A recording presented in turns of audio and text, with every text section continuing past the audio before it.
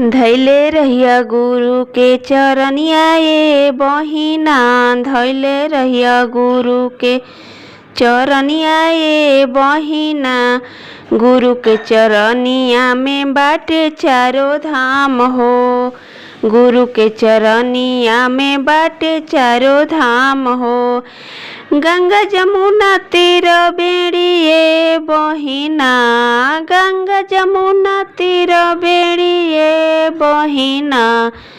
धैले रहिया गुरु के चरनिया ये बहिना, धैले रहिया गुरु के चरनिया ये बहिना। गुरु के चरनिया में बाटे चारों धाम हो, गुरु के चरनिया में बाटे चारों धाम हो।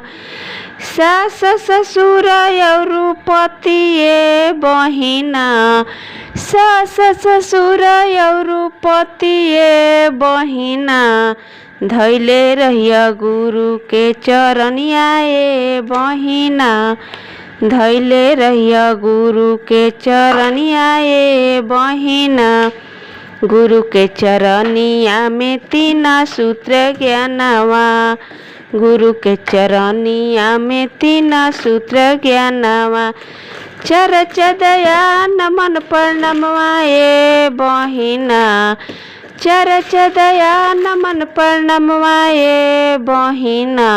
धैले रहिया गुरु के चरनिया ये बहिना, धैले रहिया गुरु के चरनिया ये बहिना।